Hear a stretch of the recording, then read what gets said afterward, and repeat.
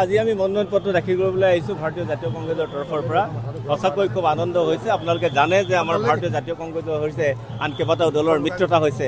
আজি মিত্ৰগোষ্ঠীৰ প্ৰাৰ্থী হিচাপে আমি দলৰ মনোনয়ন দাখিল কৰিবলৈ আহিছোঁ। আমাৰ লগত আহিছে ৰাইজৰ দলৰ কেন্দ্ৰীয় নেতৃত্বৰ আপোনালোকে সকলোৱে চিনাকি মোৰ ভাতৃ ধৈৰ্য কুমাৰ ডাঙৰীয়া আহিছে, অসম জাতীয় পৰিষদৰ নেতৃবৃন্দ আহিছে।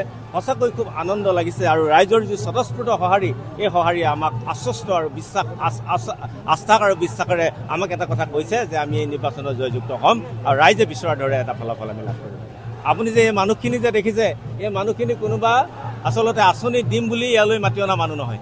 এই মানুহখিনি যে আহিছে কোনোবা মাছনি কাটিম বুলি ভাবুকি দি অনা মানুহ নহয়। এই মানুহখিনি আহিছে পৰিত্ৰাণ আৰু পৰিৱৰ্তনৰ স্বাৰ্থত। এই ৰাইজখিনি আহিছে, এই ৰাইজে কৈছে যে নিজৰ সন্তানৰ সুৰক্ষিত ভৱিষ্যতৰ কাৰণে যদি বিজেপি চৰকাৰক আমি শাসনৰ পৰা আঁতৰাই ৰাখিব নোৱাৰোঁ, তেতিয়াহ'লে আমাৰ নতুন ভৱিষ্যতৰ প্ৰজন্মই যেনেধৰণে অনাগত দিনত এটা আচলতে অনিশ্চিত এটা জীৱন আৰম্ভ কৰিব লগা হৈছে, তাক আমি নিশ্চিতভাৱে প্ৰতিৰোধ কৰিব লাগিব, তাক প্ৰতিহত কৰিব লাগিব আৰু আমি বৰ অসমৰ ভেটিত এখন নতুন অসম গৌৰৱ গগৈ ডাঙৰীয়াৰ নেতৃত্বত নিশ্চিতভাৱে আমি গঢ়ি তুলিবলৈ সক্ষম হ'ম।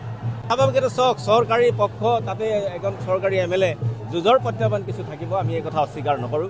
কিন্তু প্ৰত্যাহ্বান যিমানেই যি নহওক কিয়, ৰাইজে যেতিয়া এবাৰ মন বান্ধে, ৰাইজে যেতিয়া এবাৰ সিদ্ধান্ত লয়, ৰাইজে যেতিয়া এবাৰ ভাবি লয় যে চৰকাৰৰ পৰিৱৰ্তন কৰিম, তাত তেতিয়া প্ৰত্যাহ্বানৰ কথাটো বৰ গুৰুত্বপূৰ্ণ নহয়। আৰু ৰাইজে সেই বাৰ্তা ইতিমধ্যে দিছে। আপুনি আমাৰ পিছফালে ৰৈ থকা সহস্ৰ হাজাৰ হাজাৰ মানুহৰ যি উপস্থিতি, এই কথা প্ৰতিপন্ন কৰিছে যে এইবাৰ পৰিৱৰ্তন হ'ব, এইবাৰ কংগ্ৰেছ দলৰ চৰকাৰ প্ৰতিষ্ঠা হ'ব আৰু কংগ্ৰেছৰ মিত্ৰগোষ্ঠীৰ সকলো দলক একত্ৰিত হৈ আমাৰ এখন শক্তিশালী চৰকাৰ আমি প্ৰতিষ্ঠা কৰিবৰ কাৰণে সক্ষম হ'ম।